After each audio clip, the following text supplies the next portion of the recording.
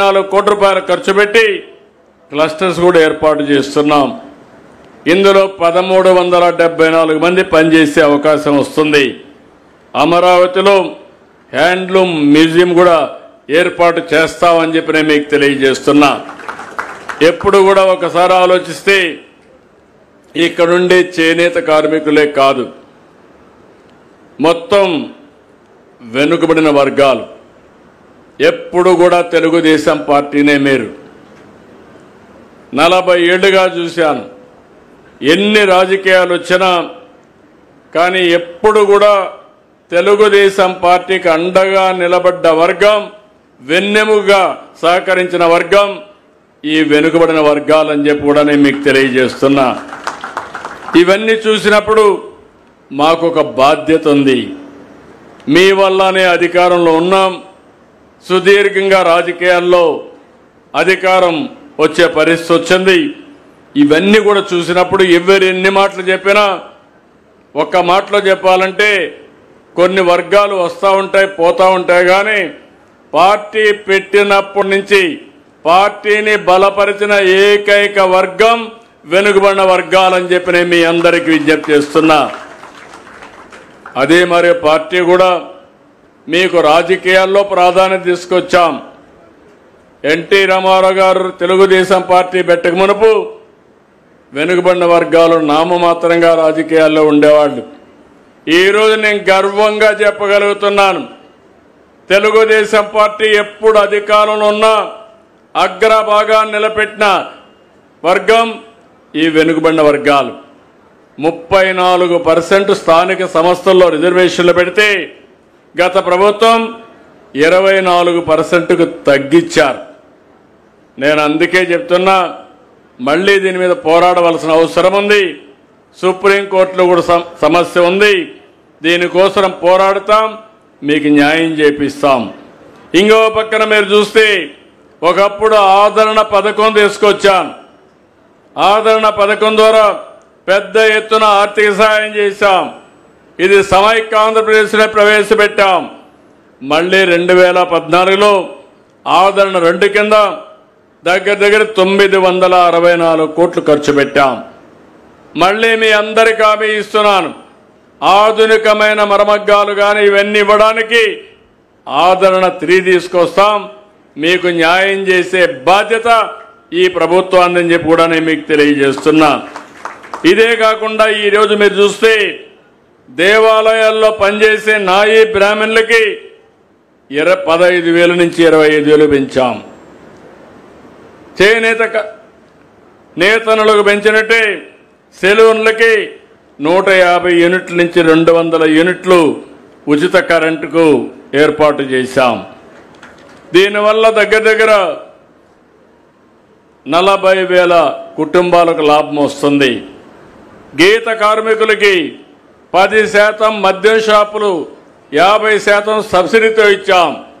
ఇప్పుడు బార్లు వస్తే బారుల్లో కూడా 10% వాళ్ళకు రిజర్వ్ చేశాం. మత్స్యకారులకు 217 జీవోను రద్దు చేశాం. అదే మరి మత్స్యకారుల సేవలో 20,000 రూపాయలు ఒక్కొక్క కుటుంబానికి మొన్నే డబ్బులు ఇచ్చాం. 259 కుటుంబాలకు ఇచ్చాం. ఇంకో పక్క సముద్రం పక్కనే వీళ్ళందరూ ఉంటారు కాబట్టి సముద్రం నాచు పెంచగలిగితే దానికి కెమికల్ వాల్యూస్ ఉన్నాయి, ఆదాయం ఎక్కువ వస్తుంది. సీవీడ్ నుంచి పరిశ్రమలు తయారు చేసే విధంగా కార్యక్రమాలు చేపట్టి ప్రత్యేకంగా మత్స్యకార మహిళల్ని ఇందులో భాగస్వాములు చేస్తామని చెప్పి నేను మీకు తెలియజేస్తున్నా. ఇదే కాకుండా వడ్డెరున్నారు, వాళ్ళ వృత్తి రాళ్లు కొట్టి అమ్ముకోవడం. ఆ క్వారీస్ అన్ని మినిమం 10% వారికే రిజర్వ్ చేయాలని కార్యక్రమానికి శ్రీకారం చుడుతున్నాం. వీళ్లే కాకుండా యాదవులు ఉన్నారు, గొర్రెలు కానీ అదే మరి పాడి పరిశ్రమలో ముందుంటారు, దాన్ని కూడా రివైవ్ చేస్తాం. ఇంకో పక్క కొరబ ఉన్నారు, వాళ్ళు కూడా చాలామంది ఈ యొక్క గొర్రెల పెంపకం వాళ్ళ జీవనోపాధి, అవి కూడా మళ్ళా ఒకసారి రివైవ్ చేస్తాం. నేను ఈరోజు ఈ సభ ద్వారా హామీ ఇస్తున్నా, నేతన్నలను ఆదుకుంటాం, వెనుకబడిన వర్గాలకు అండగా ఉండి మిమ్మల్ని ఆర్థికంగా, రాజకీయంగా, సామాజికంగా పైకి తీసుకొచ్చే బాధ్యత ఈ ఎన్డీఏ ప్రభుత్వాన్ని మరొక్కసారి స్పష్టంగా హామీ ఇస్తున్నా. సోలార్ ఇప్పుడే మంత్రి గారు చెప్పారు 2000 యూనిట్లు మాత్రం చేశామని. నేను నియోజకవర్గానికి 20,000 చేయమన్నాను. ఈరోజు మీరు ఒక్కసారి చూస్తే ఎస్సీ ఎస్టీలకి 60,000 వరకు, అదే మరి ఉచితంగా 2 కిలోవాట్ల వరకు ఇస్తున్నాం.